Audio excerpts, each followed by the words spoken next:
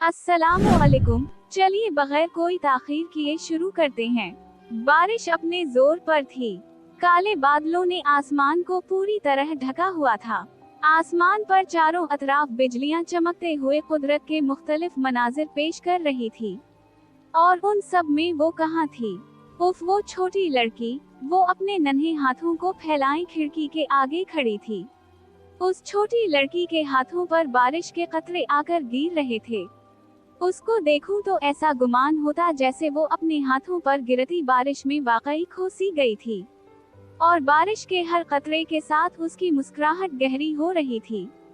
उस 9 साला लड़की को आसमान से बरसता हुआ पानी जहां सुकून पहुंचाता था, वही पानी बरसाते काले बादल और उनसे पैदा होती तेज आवाजों से वो इंतहा की खौफजदा हो जाया करती थी। यही सबब था कि उसने अपनी आंखें मुकम्मल तौर पर बंद की हुई थी। साथ ही कानों में हेडफोन लगे होने की वजह से बिजलियों और बादलों के गरजने की आवाजें उसकी समाअतों तक रिसाई हासिल नहीं कर पाई थी। वो वाक़तन एक ज़हीन बच्ची थी, हर छोटी चीज में अपनी मुस्कुराहट ढूंढ लेने वाली। वो किसी भी चीज और किसी भी खौफ को ज्यादा देर खुद पर सवार नहीं होने देती थी।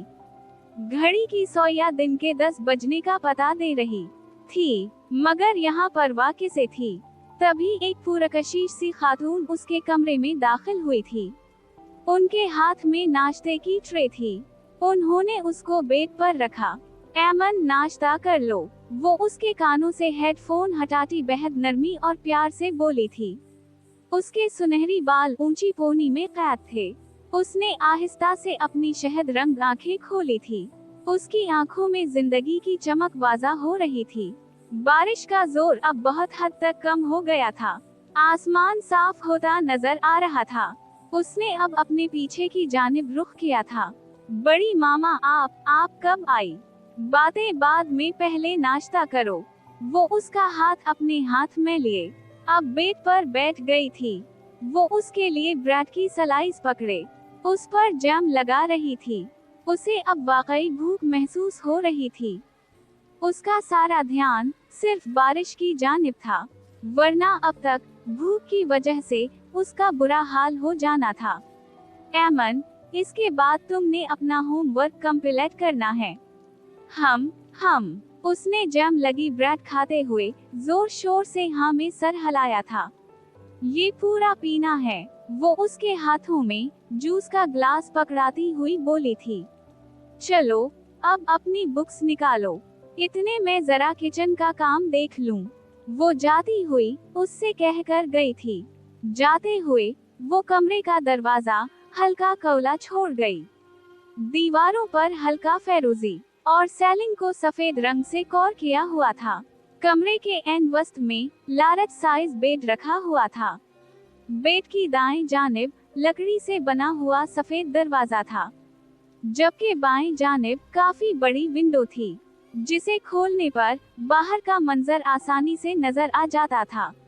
बेड के ठीक सामने उसका स्टडी टेबल सीट था।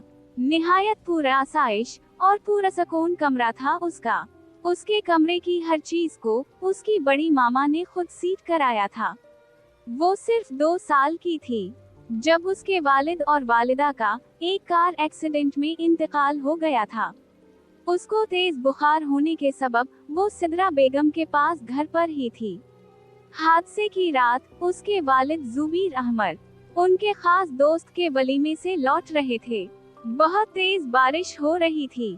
रात के वक्त सही से नजर न आने की वजह से सामने से आते ट्रक से उनकी गाड़ी की जोरदार टक्कर हुई थी, और इसके साथ ही ऐमन जुबैर यतीम हो गई थी।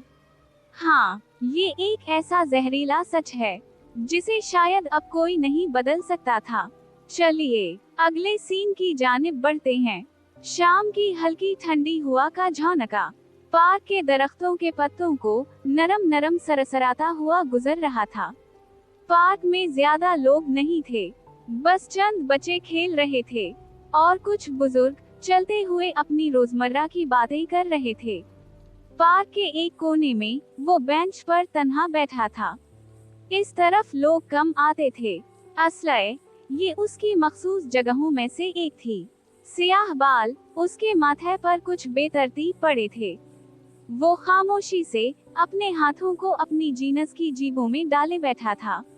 जब लोगों का शोर बेसुकून करने लगे, तो फिर शायद तन्हाई सुकून देने लगती है। सूरज गुरूब हो रहा था। आसमान में लाली फैली हुई थी।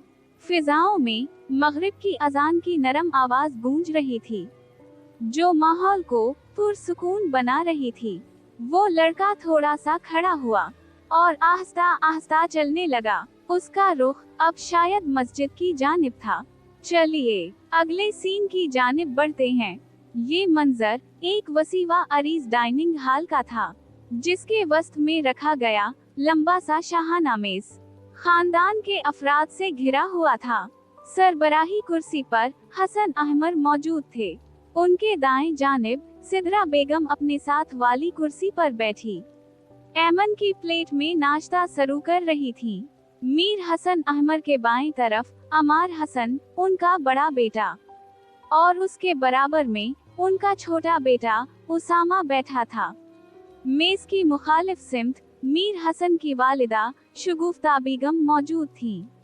उनके एक जानिब सनान अहमर, हसन अहमर के छोटे भाई बैठे थे, और उनके पहलू में उनकी बेगम माहीन नाश्ता कर रही थीं। उनके ठीक सामने उनकी बड़ी बेटी इनाया, और उसके बराबर में उनकी लाडली छोटी बेटी युसरा बैठी थी। असामा, ठीक से नाश्ता करो। उसे जल्दबाजी से नाश्ता खत्म कर अपनी जगह से उठता देख सिदरा बेगम ने फौरन टोका था।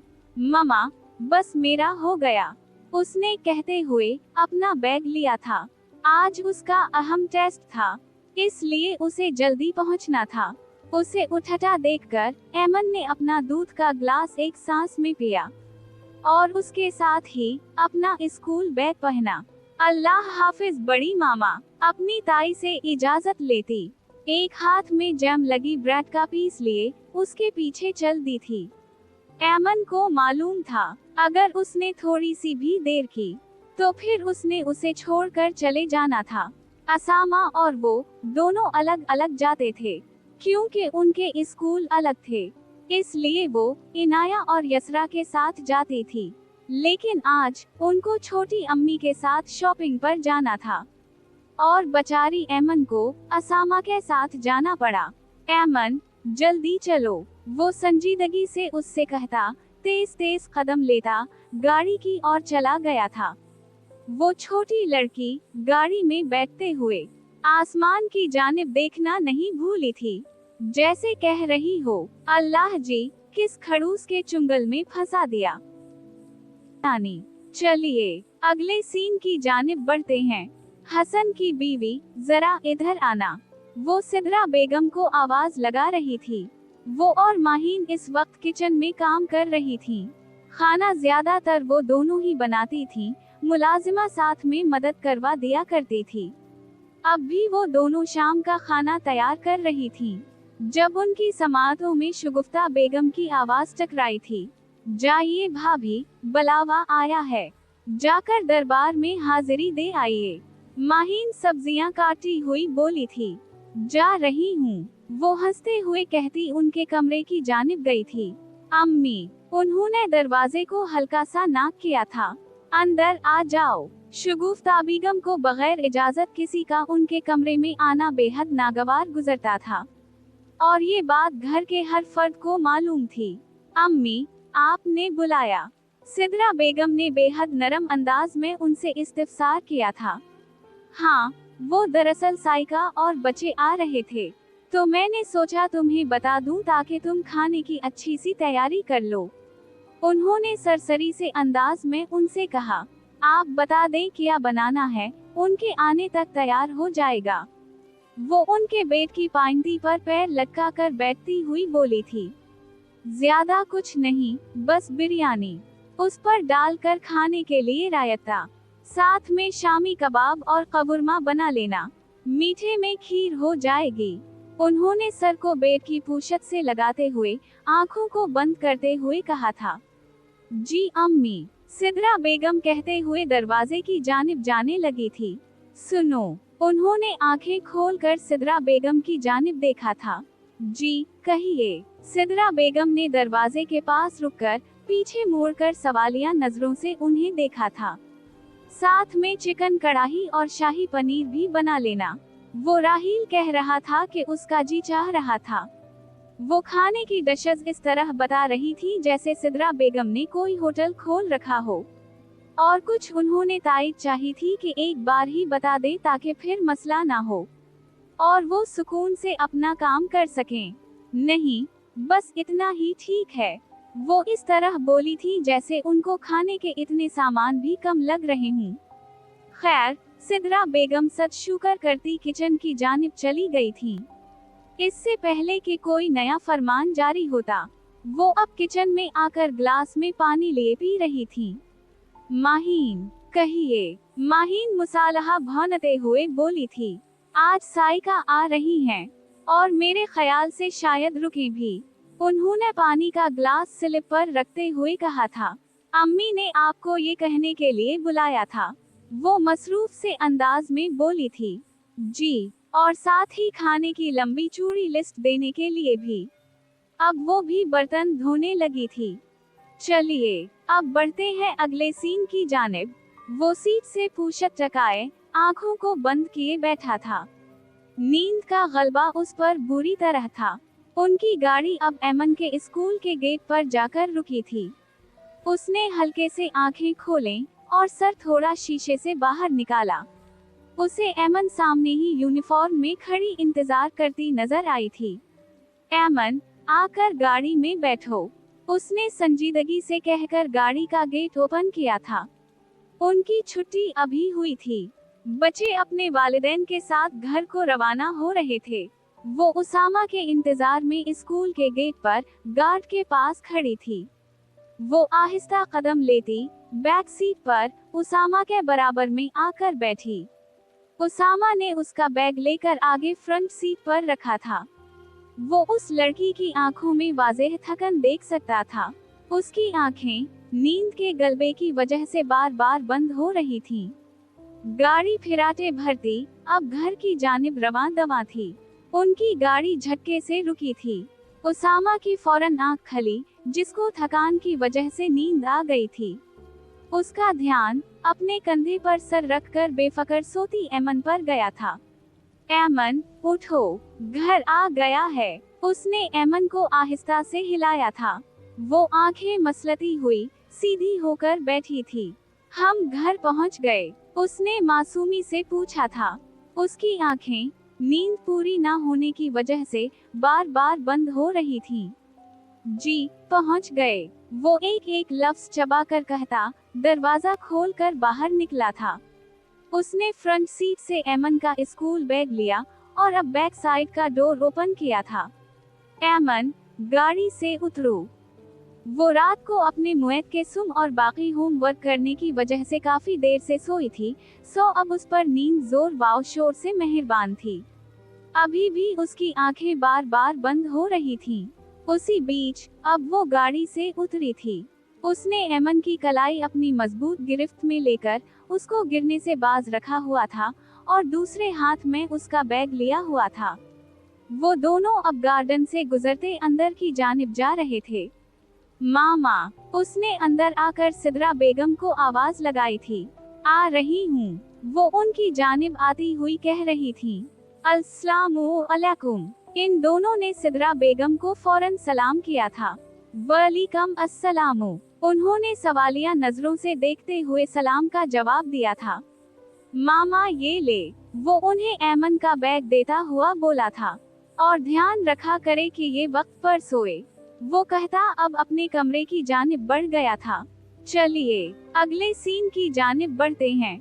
बड़ी मामा, क्या कोई आ रहा है? वो सुबह से मुलाजिमों को घर के हर एक कोने को चमकाते हुए देख रही थी और अब किचन से आती मजेदार खानों की खुशबू को महसूस करते उसने अपनी बड़ी मामा से पूछा था। वो दोनों उस वक्त किचन में मौजूद डाइनिंग टेबल के गर्द रखी कुर्सी पर एक दूसरे के सामने बैठी थीं। आज शाम आपकी साइका फपो और राहील वगैरह आ रहे हैं, वो उसके लिए फरोट्स काटते हुए बोली थी। इन लोगों का सुनकर उसकी शहद रंग आंखों में फैलती मायूसी वो आसानी से देख सकती थी। लेकिन कभी कभार कुछ चीजों का इल्म होते हुए भी उन्हें नजरअंदाज करना पड़ता है। बेटा, मुंह खोलो, उन्होंने निहायत शफकत से उससे कहा था। तुमने ये सारे खाने हैं। वो उसको कटे हुए थोड़े से फरोट्स खिलाकर अब बाकी के खाकर खत्म करने का कहती शाम की तैयारियों में मसरूफ हो गई थी। लेकिन जाते हुए उसे वक्त पर सोने की सख्ती से तनबीहा की थी। ऐमन बेटा, जी, वो चलते मुंह के दरमियान बोली थी। आप आज से वक्त पर सोएंगी। पता है उसामा कितना गुस्सा था आप पर। नींद पूरी ना होने पर आप गाड़ी में ही सो गई थीं। इससे आपकी सेहत कितनी ज्यादा मुतासिर होगी। आप वक्त पर सोएंगी और ये आखिरी बार होगा जब मैंने आपसे कहा है। वो उसकी वजह से काफी ज्यादा परेशान नजर आ रही थी। हम उसने एक निहायत ताबेदार बच्चे की तरह अपने सर को इस बात में हिलाया था। गुड गर्ल, शाबाशा, कहने वाली नजरों से देखते हुए उन्होंने लाल टमाटर की तरह फूले हुए उसके गालों को हल्के से खींचा था। चलिए अगले सीन की जानिब बढ़ते हैं।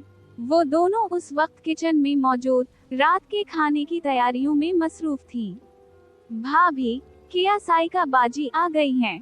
माहीन लिविंग एरिया से अचानक मुसलसल आती तेज आवाजों को सुनकर सिद्रा बेगम से बोली थी। लग तो ऐसा ही रहा है, वो प्रेशर कुकर बंद करते हुए बोली थी। भाभी, चल कर देखते हैं। माहीन धोने के सारे बर्तन सनक में इकट्ठे करते हुए बोली थी। सिद्रा बेगम ने भी माहीन की तारीफ की थी। हाँ चलो, देर हो गई तो फिर अम्मी ने कहना है। भाभी मेरी बारी। माहीन स्लिप से कमर टिकाकर खड़े होते हुए बोली। मेरी बच्ची इतनी दूर से आई हैं और किसी को ये तक नहीं हुआ कि आकर झूठे मुंह खैरियत या पानी को ही पूछ लेता। वो शगुफ्ता बेगम की तरह मुंह के जाविये बनाकर हाथों को हिलाते हुए बोली थी। सधुर जाओ माहीन, अब भी वक्त है। सिद्रा बेगम का मुंह खिला ही रह गया जब किसी और ने उनके कहने से पहले ही जुमला अदा किया था। ये आवाज किचन के दरवाजे से आई थी। इन दोनों ने घबराकर गेट पर निगाहें मरकूज की थीं।